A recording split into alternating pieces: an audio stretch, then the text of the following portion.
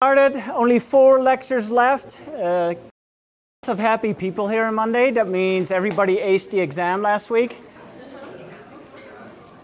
Everybody did really well.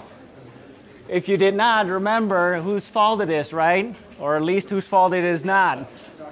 Exactly, not my fault. You know where to find him too, right? His office in physiology. Okay. Okay, so only 4 lectures left, still quite a bit of stuff to cover, okay? And we'll get through it. And so especially no matter how far along I get, I will put 10 minutes aside on Friday to show some example exam questions, okay? So that's what we'll finish with on Friday. So if anything, if you haven't been motivated at all to show up in class, maybe that will be it, okay? Just the last 4 things. Okay, any questions so far about the stuff that we've talked about? I'm not sure if I did it to this group.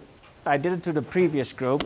Did I, Friday, pose a homework assignment question? I did? Okay. I mentioned it, something like that. And so everybody's had sleepless nights over this, right? If it's not because of the crappy grade you got, it's over the homework question. Okay, so to wrap up, really, we've wrapped up sex determination, Alfred-Joseph's experiments, but I cannot say it enough that it's really important to understand kind of what's going on there with the hormones, okay? And so the homework question that I posed related to this, okay? Complete androgen insensitivity syndrome, okay? So just quickly recap, what is the chromosomal sex? XY, right? What kind of gonads does this individual have? Testes, but they're undescended, right? And then phenotypic sex, we all are on the same page that this individual looks like a female. And so the question I asked you, okay, so this one is XY, has undescended testes, okay.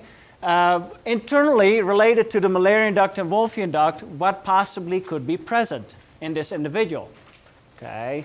So if we start with the Wolffian duct, remember that gives rise to the epididymis, the vas deferens, and the seminal vesicles. Are any of these structures present in this individual? Yes or no? Yes? Why are those structures present? Why is that? There's testis, right? And what does testis do? Secretes testosterone. What is the genetic problem this individual has? Mutation in the androgen receptor. So even though there's testosterone and the testis does secrete testosterone, can that testosterone do anything? No, the receptor is mutated, it doesn't work. Okay, so it doesn't matter how much testosterone is there. If the receptor is not functioning, it's not going to be able to respond to it. So do we have any kind of Wolffian duct structures there? No. Okay. Okay, what about the Müllerian duct? Does this individual have fallopian tubes, uterus, cervix, and the most inner portion of the vagina? Yes or no? Who says yes? Who says no? Mostly no. Okay, why not?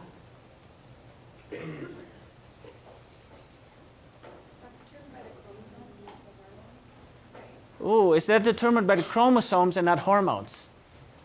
What do you guys think?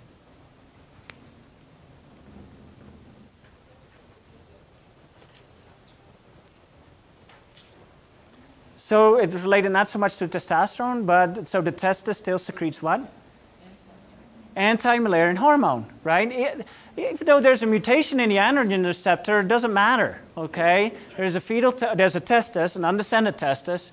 It secretes anti-Müllerian hormone. So the Müllerian duct responds to this, and it dies off, okay? So there also is no uterus, no cervix, no fallopian tube, okay? Does that make sense? Okay, and now you guys have graduated from sex determination. Very good. Okay, so we started talking about male reproduction. We talked about that we had a scrotal testis. There was a reason for that. Okay, something about the papilliform plexus. Another hormone that was secreted by fetal Leydig cells, INSL3, that caused thickening of the gubernaculum. It holds the gonad in place. We had all these different stages of testicular descent. All that stuff going on. Okay, and then where we're going to pick up is here. Okay, so now we have an adult testis. Okay, and this is looking at a cross section of a seminiferous tubule right here.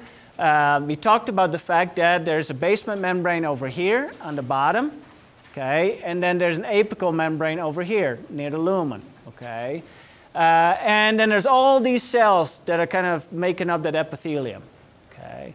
What I want you to recognize is that squished in between all these larger and smaller round cells are Sertoli cells, okay, and again a model of the Sertoli cell is shown on your left right there, okay. And again, the basement membrane is on the bottom, okay, so this part would be over here, okay, and then there's an apical side that faces the lumen. And in between Sertoli cells are all these different germ cells, okay, and we keep calling them male germ cells and stuff like that, but what we're going to talk about today is spermatogenesis. Genesis is making sperm, okay, and what's involved with that.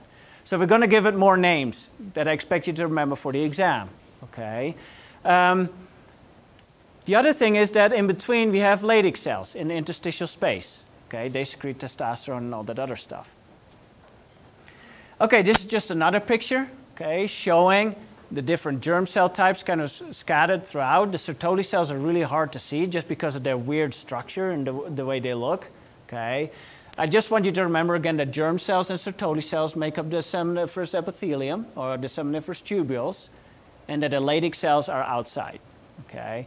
And it says something there, there's also peritubular myoid cells. You could just cross that out. I mean, I'm not going to ask about those cells.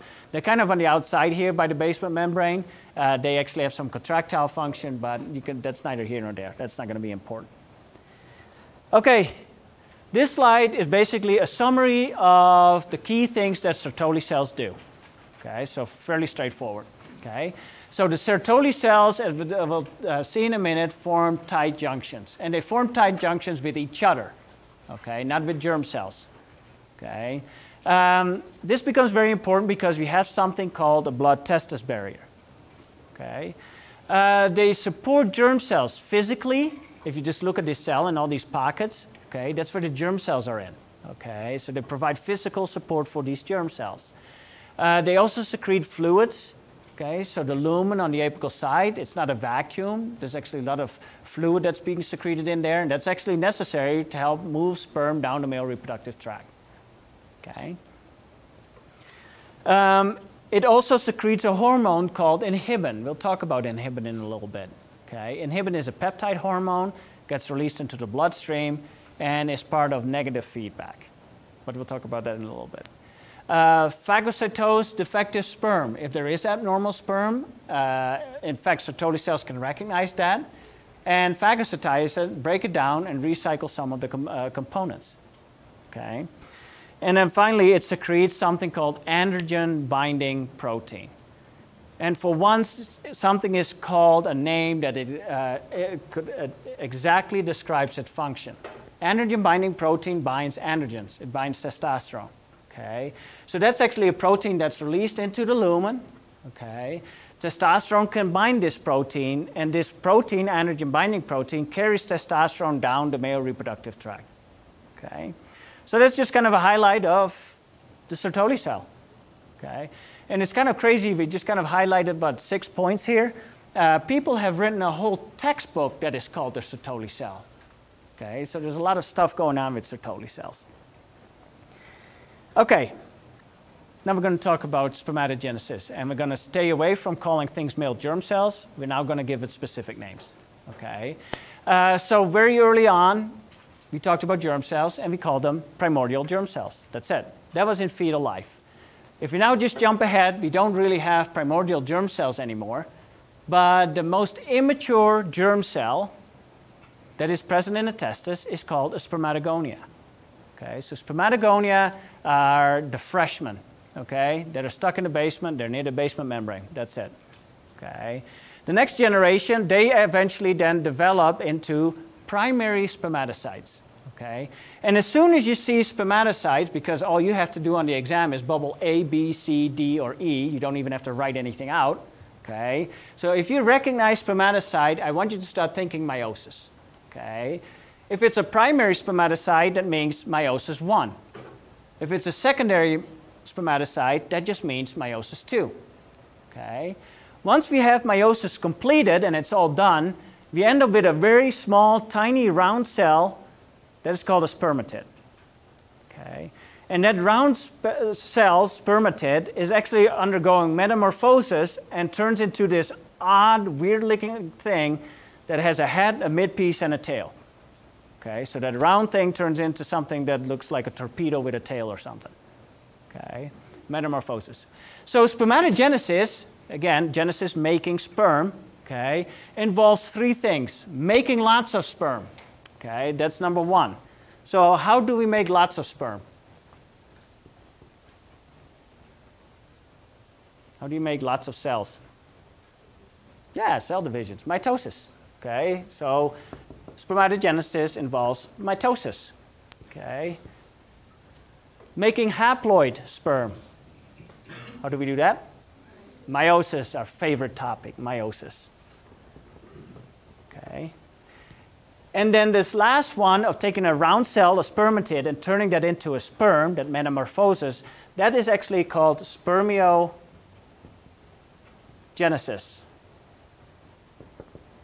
Okay, spermiogenesis. Okay, so how many chromosomes does a spermatogonia have? 46? How many chromosomes does a spermatid have? How many? Got it, 23. Wow, wouldn't it be nice if these were just questions on the exam? So straightforward, so easy. Okay, 23. Okay, how many chromosomes does a primary spermatocyte have? Still 46, right? Still 46. Okay, so meiosis, we can make it horrendously complicated, or we can kind of streamline it a little bit. And all I want to do right now is make it a little simpler. Okay, so we're just going to highlight one chromosome. What is your favorite number between 1 and 23? 10? Chromosome 10 it is. Okay, so this is chromosome 10. How many of these do we have? Well, 2, right? One from mom, one from dad. Okay, so this is what chromosome 10 looks like. Okay, female, male, meaning from mom or from dad. Okay, so what happens when we talk about meiosis or mitosis? What is the first thing that happens? Yeah, DNA replication. Okay, are we making more chromosomes? No, we just have that chromosome and you get twice the amount of DNA on it. Okay, that's when we can start drawing it like this. So same number of chromosomes, I'm just duplicating DNA. So now we don't call this whole thing a chromosome anymore. Each of these are called chromatids. Okay, now what normally happens, this also happens with mitosis. The thing with mitosis is you do this for all the chromosomes, but they all kind of line up underneath each other. They don't stand here hand in hand, okay? They line up underneath each other. And then what happens with these things? Yeah, they just split, that's it. Now, was that very complicated? No, that's mitosis. Now, what you'll see in a second too, meiosis 2 is exactly the same thing. The only thing that's really weird is meiosis 1. Because instead of lining up underneath each other like we see in mitosis, meiosis 1, homologous chromosomes, meaning chromosome 10 from mom and 10 from dad, line up together like this. And we're going to swap genetic material. Maybe this piece here and that piece here. On average, there's about 2 to 3 sites on each chromosome that we kind of start swapping genetic material. Okay, so that is meiosis 1. Okay, homologous recombination. Nobody here wants to look exactly like dad or like mom, right? So when meiosis 1 is complete then, the stuff that separates is this. Okay, so this goes one way, that goes the other way. Okay, and then we have, here's chromosome 10 again. Okay, that is meiosis 1. And what happens with meiosis 2 with this stuff? You split. you split. That's meiosis.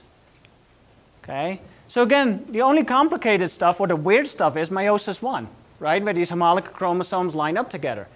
And then you can give it a whole bunch of different phases and difficult names and stuff like that. But for reproductive physiology, just recognize this is what's going on with the chromosomes when we're talking about meiosis. Okay? So if we start with one spermatogonia, okay, one of these, how many primary spermatocytes do I get from that? It's kind of a stupid question, just one, right? Because that spermatogonia, once it decides to do meiosis 1, you have one primary spermatocyte. One primary spermatocyte, how many secondary spermatocytes do I get? 2. How many spermatids do I get?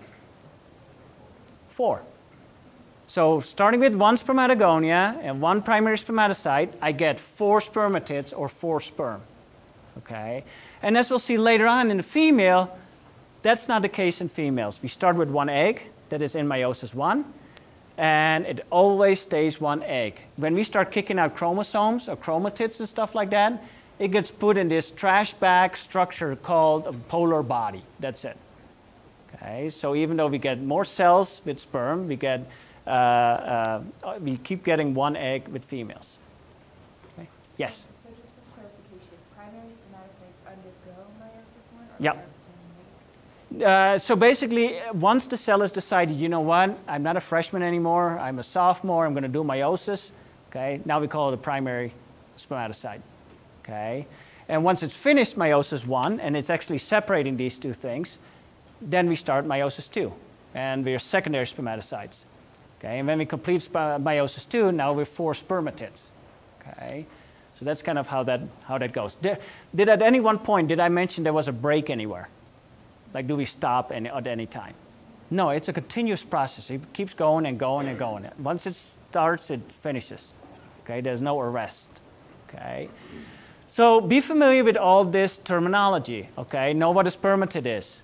Okay? So again, this is close to the basement membrane, right? The spermatogonia. The spermatozoa on this end, on the right, that is now near the lumen. Okay, so it moves from the basement membrane between Sertoli cells towards the lumen as it does all these things.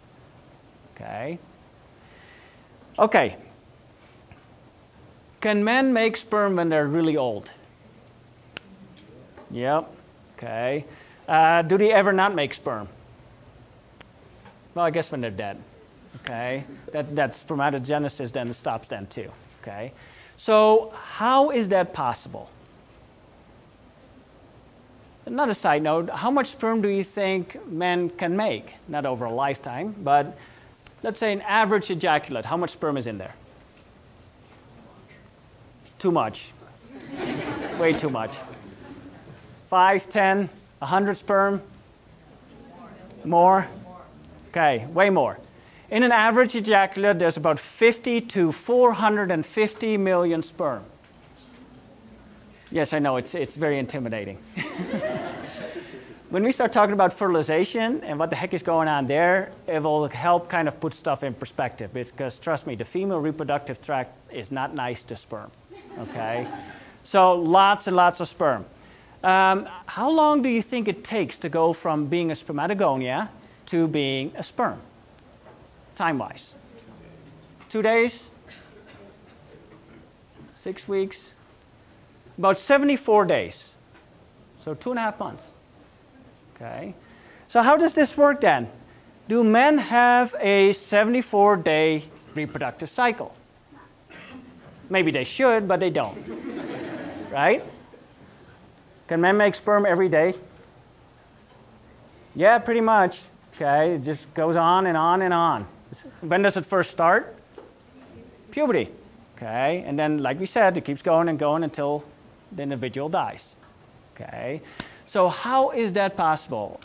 There's 2 things, right? One, we're making so much sperm and we don't seem to be running out of it. And 2, how come testicles aren't ginormous in size if you can make sperm the rest of our life?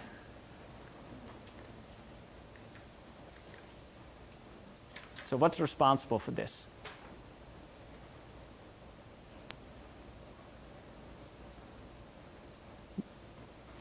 So here we are in college. This question must have been on our minds since we were very young. Clearly it wasn't. How is this possible? No idea? Somebody must have some idea. I mean, there must be creation of new germ cells. Yeah, so there must be somebody, something must be making new germ cells, right? If you lose sperm the whole time, okay, there must be some kind of replenishing. What kind of special cell does that? Stem cells. Okay, that's exactly it, stem cells. So in the testis, there are stem cells. Okay, some of these spermatogonia, not all of them, but some of the spermatogonia are indeed stem cells. Okay, and so stem cells are these special cells that, when they divide, they can self-renew, turn into a new stem cell, and they can give rise to a daughter cell that differentiates. Okay, so that's why a man can make sperm throughout their life once puberty starts. Okay. Okay. Let's see, was there anything else? No. Any questions about this so far? So just be familiar with the different germ cell types and things like that. Okay. Okay, spermatogenesis in the testis. The other structure that I want to talk about is what's kind of circled right here, which are tight junctions. Okay. Again, if you look at this slide and see where the tight junctions are, so the tight junctions are between adjacent Sertoli cells. So think of it as Sertoli cells holding hands. That's it. Okay. And by doing so, in between Sertoli cells, we have now generated two compartments, right? There's one compartment that goes from the basement membrane to where the tight junction is. That is called the basal compartment. And another compartment is from the tight junction all the way to the lumen. Okay. Now, if you look at this figure, what type of germ cells do I find in the basal compartment, closest to the basement membrane, so from the basement membrane to the tight junction? Yes, spermatogonia.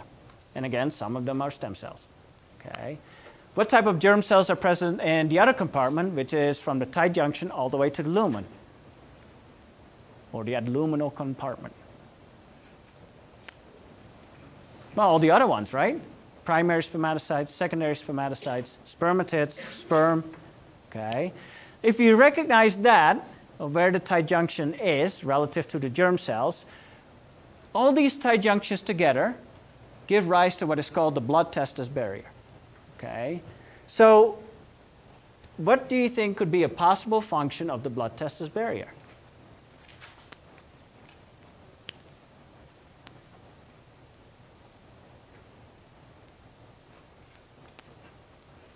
What do you guys think?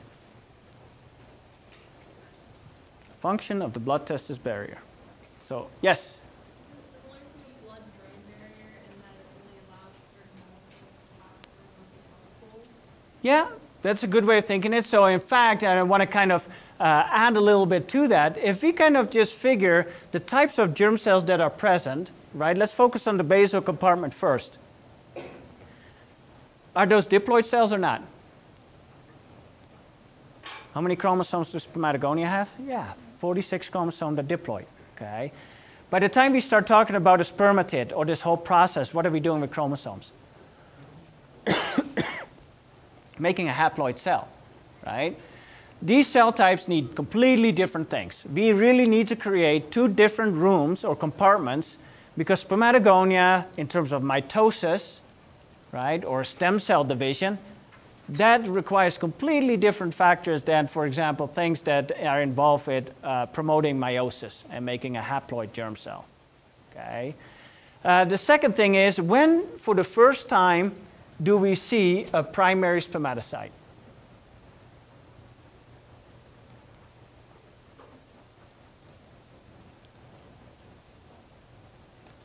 When does that happen?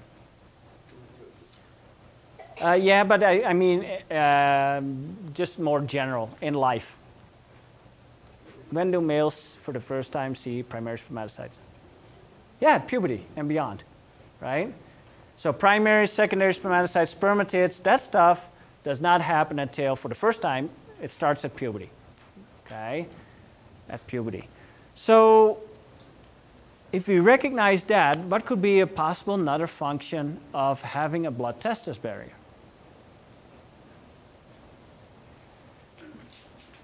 What do you think would happen if there was no blood-testis barrier?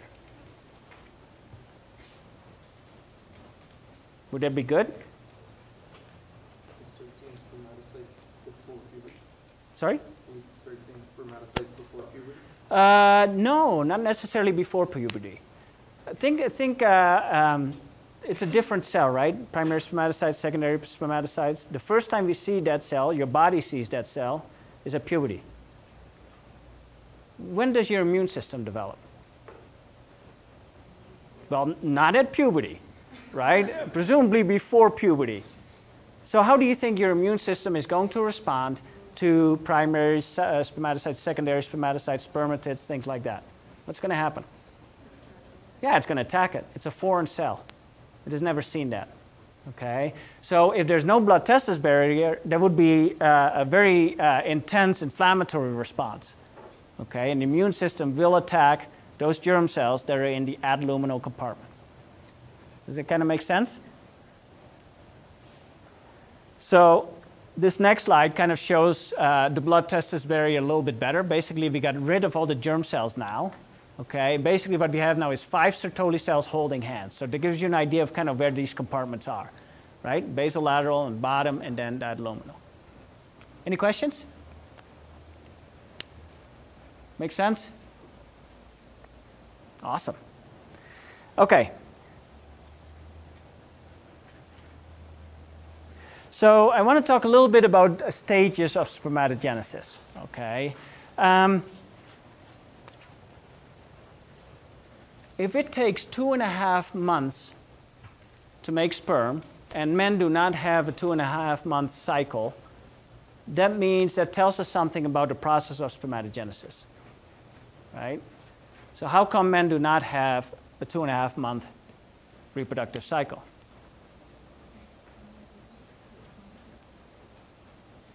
Why is that? I'm not going to go into whether they should or not. I just kind of want to think about how is that possible. If it takes 74 days from a spermatogonia to being a sperm, but yet men can make sperm, what, every day? Okay, so what's going on here? If there's some sort of staggering. Staggering, exactly. And the staggering part is the fact that spermatogenesis in the seminiferous tubules is asynchronous. Okay, that means that at different parts of the seminiferous tubules will have Sertoli cells that surround different types of germ cells. Okay, so maybe it's just spermatogonia and primary spermatocytes. And a different part of the seminiferous tubule will have spermatogonia, primary spermatocytes, secondary spermatocytes, spermatids, etc. Okay, so spermatogenesis as a process is asynchronous. It doesn't all happen at the same time. Okay, and that is kind of referred to as spermatogenesis or different stages. Okay, so if you look here at a cross-section of a testis on the top left, you see all the cross-section of different parts of a seminiferous tubule, right? And even though the diameter may look a little different here and there, if you look at the higher magnification on your bottom right, I hope you recognize that there are just different layers of germ cells that are present. Okay, like for example, on the left here, we definitely see sperm tails or sperm developing and are moving towards the lumen. Here, there's very little. There's barely anything. Okay, so basically, having Sertoli cells neighboring different generations of spermatogenesis, that is referred to as different stages of spermatogenesis. Okay, and another way to kind of look at it is on this slide, where people have identified different stages in terms of rat spermatogenesis versus mouse spermatogenesis. In the case of the mouse on the bottom, there's 12 stages. In the rat, there's 14. Humans have only 6. Okay? But really, all it is are different morphological classifications of what is present in that cross-section of the seminiferous tubule. Okay? in stage 1, we only have this. There's no sperm in stage 10, for example. We only have maybe up to the secondary spermatocyte stage. Okay. So clearly, this is all based on morphology, the presence of different germ cell maturation stages. Does that kind of make sense? Somewhat? Okay, so yes? Do the Sertoli cells move around then? No, Sertoli cells do not move around at all. Sertoli cells are always stagnant. They're always like that one picture that figure that I showed where you had these 5 that are holding hands and tight junctions in between. They just stay there. Now, this also means, if you think back about the blood-testis barrier, those tight junctions, what has to happen with those tight junctions at some point? They have to open up, right? Otherwise, how is that primary or the spermatogonia, once it turns into a primary spermatocyte, how is it going to go to the next compartment? Well, the blood-testis barrier, those tight junctions have to open up and allow that germ cell, as it starts maturing, to go to the adluminal compartment. Okay? So in terms of the amount of proteins that make up the blood-testis barrier, there are so many more different proteins than compared to the blood-brain barrier. The blood-brain barrier only has to do one thing: stay closely tight together and don't let stuff through. That's it. The blood-testis barrier has to do that, but then it also has to be flexible enough to start opening up when a germ cell needs to go to the adluminal compartment. Does that kind of make sense? And Sertoli cells, once they're there, they're there. There are no stem cells for Sertoli cells either. If there's a toxicant exposure or genetic mutation that damages Sertoli cells, that Sertoli cell dies off and it will be gone forever. Okay, and it's not going to come back. And that's also going to impact fertility, obviously, because without Sertoli cells, all the germ cells, whether they're mature sperm or not, they'll just slough off into the lumen and they're gone forever. Okay, so Sertoli cells are pretty important. Okay, so if you look at this slide, this is just kind of showing an example of asynchronous versus synchronous spermatogenesis. Okay, so on top we see asynchronous spermatogenesis. It highlights just 2 different stages, stages 8 and 9. It doesn't really matter. Okay, but what you see here on the bottom, as my laser pointer is dead now, is a seminiferous tubule, and it has all these different stages identified. Okay, so 4, 5, 6, 7, 8, 9, 10, and it keeps going and going and going. Asynchronous. If it was synchronous, so if humans, men, did have a 74-day cycle, then we would have something that you see on the bottom. All over the seminiferous tubule, we see the same stage of spermatogenesis present. Okay. And then it's not until we have release of sperm we start all over again, but that would imply there would be a 74-day cycle. Okay? So clearly that's not the case. We have asynchronous spermatogenesis. Okay? Okay, any questions about spermatogenesis, the testis, blood-testis barrier, anything like that? No questions? Awesome. Okay, so this slide, I never really know where to put this stuff, so why not here? It doesn't really matter. We talked about spermatogenesis, and that's basically what's shown on your left side in blue. Okay, so just kind of what we did on the board there, you could kind of look at the chromosomes there. The only thing it doesn't show is homologous recombination. They should have put little red and blue swapping each other, but that's neither here nor there. We started with the spermatogonia.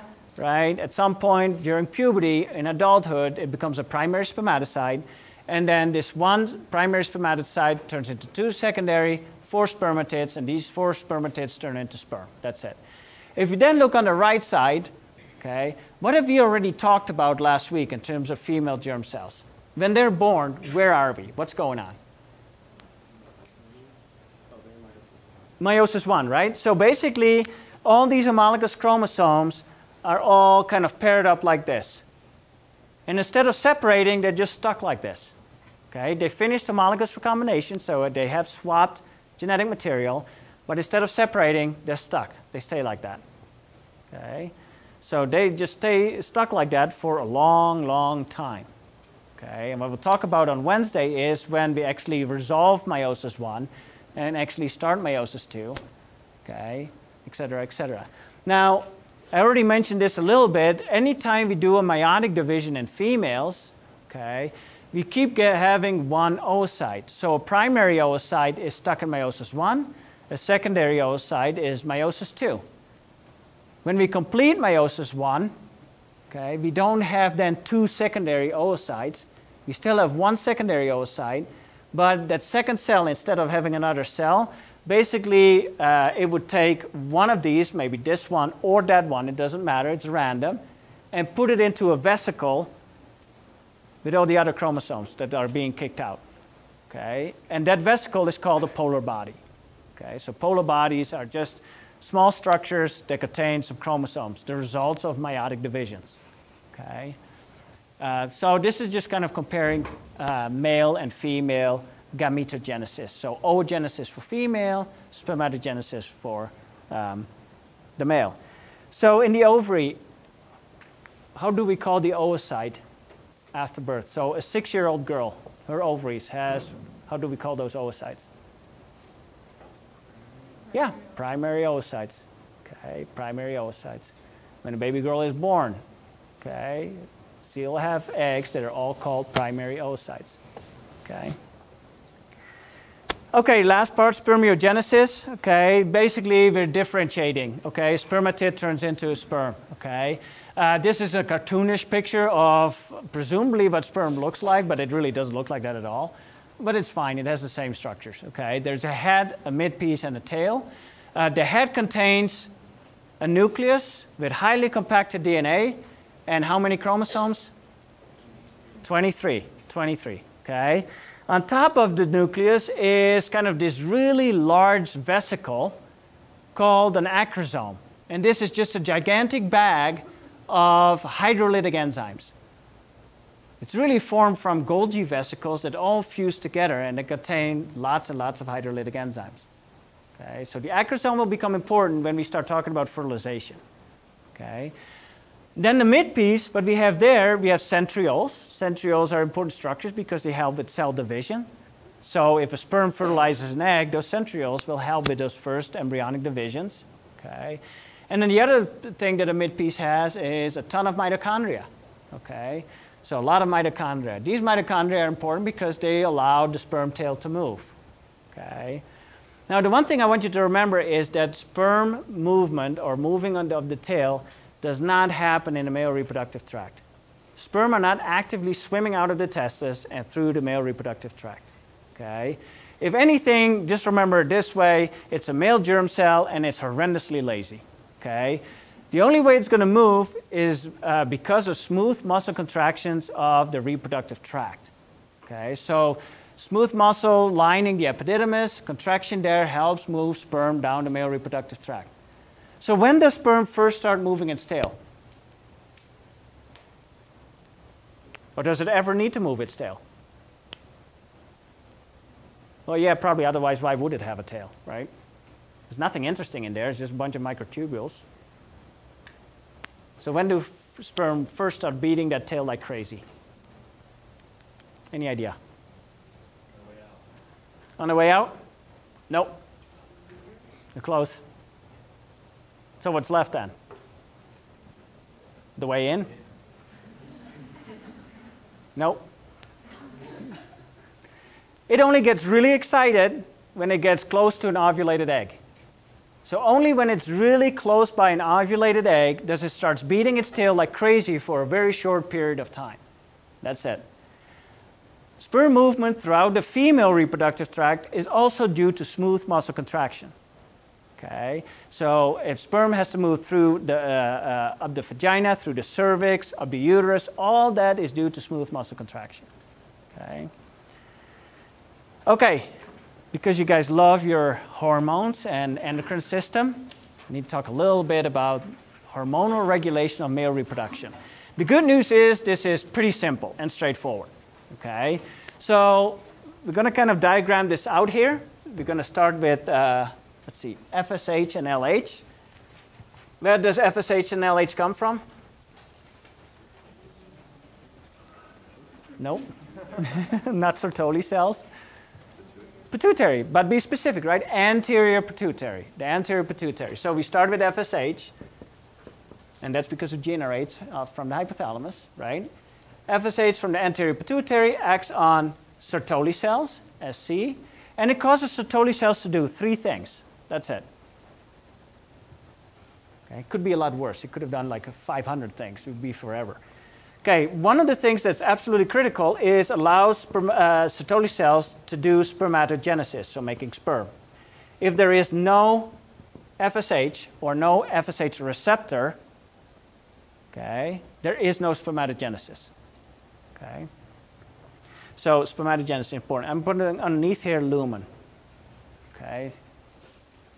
The next thing that Sertoli cells do because of FSH causing this, is secreting something called ABP, which stands for androgen binding protein. And this androgen binding protein gets released into the lumen. Okay, androgen binding protein.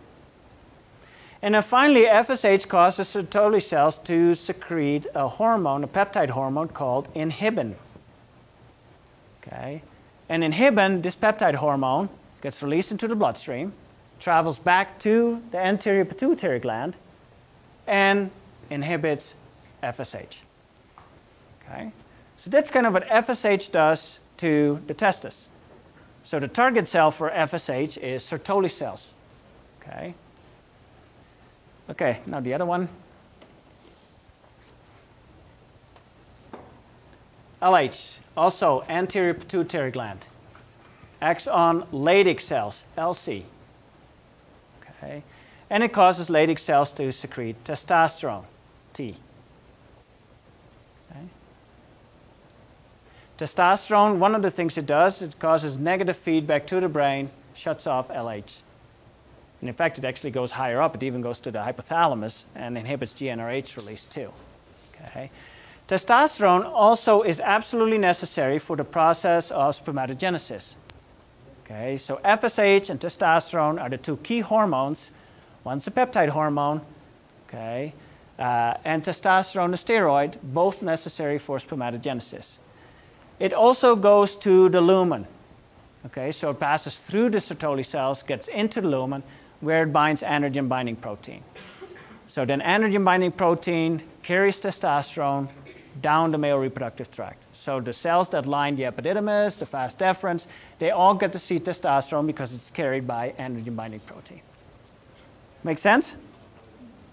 Pretty straightforward, right? And this just happens. This is it.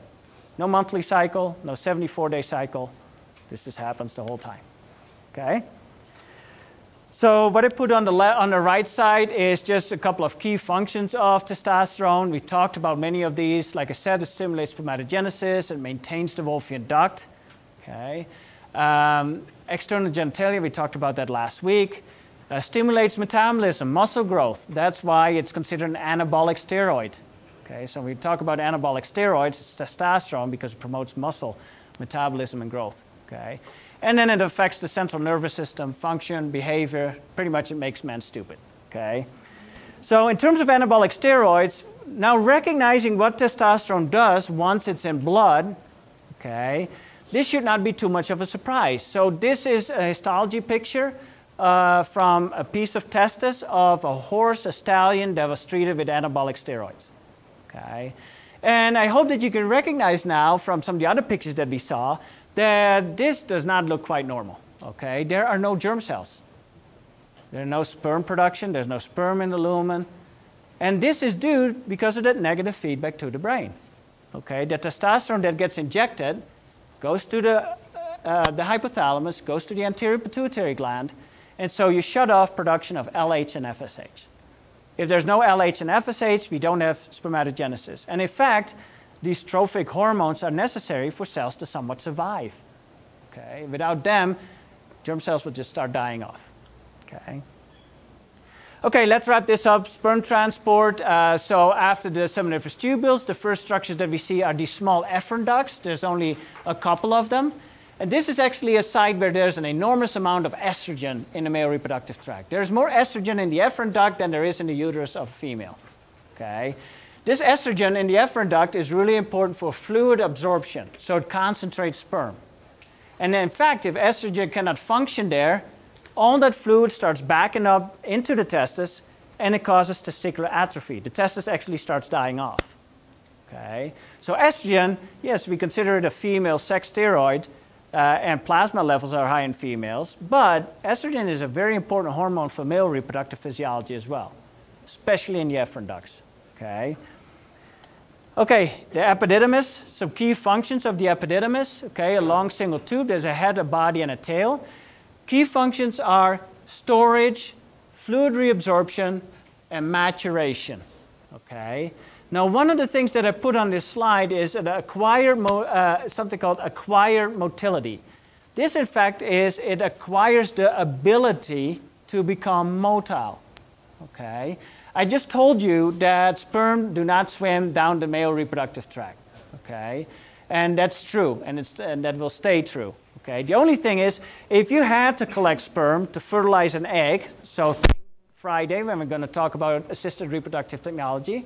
Okay, you want sperm that once you put it in a dish actually becomes motile and fertilizes an egg.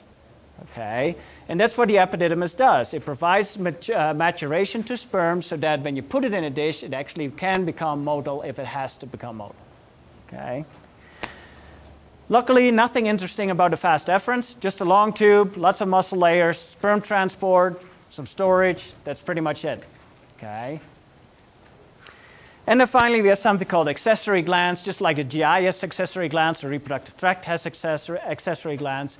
Talked about those, seminal vesicles, prostate, bulbourethral gland. They provide seminal fluid. Okay, nutrients, buffers, they help move sperm. It says activate motility. Again, that's poor wording on my end. Sperm do not become motile. Okay, they do not become motile in the female reproductive tract. They only become motile when they are very close to an ovulated egg. That's it. Okay. Okay, female reproductive physiology. So this, again, this is an outline of lecture objectives that is posted on the ebook as well. Okay, female reproductive structures. Okay, some of this stuff we already talked about. I want you to be able to recognize the Mullerian duct and what it gives rise to, right? Everything except the ovary. So fallopian tube, uterus, cervix, vagina. And clearly this is a proper picture of what a uterus looks like, not uterine horns, right? So all these structures derive from the Mullerian duct. If you just look at the ovary, this is the last slide for today. If you look at the ovary is kind of like the adrenal gland. The adrenal gland has two layers, an outer layer called the cortex and an inner layer called the medulla. In the ovary, the outer layer, the cortex, contains all the interesting stuff, the eggs, okay? The inner layer, the medulla, contains nothing interesting. Stromal tissue, some lymphatics, some blood vessels, but nothing interesting. And this is true for all mammalian species, all mammalian ovaries, except for one. There's one female mammal where the ovary is kind of like it's inside out. It's kind of like inverted. The eggs are inside, and the cortex, the uninteresting part, is on the outside. You guys have any idea what animal that could be? Yes, the mare, the horse. And don't ask me why, but that's just how it is. Okay, the horse is weird. They have an inverted ovary. It seems to work for them, so it's perfect. That's it for today. I'll see you guys Wednesday. Office hours tomorrow.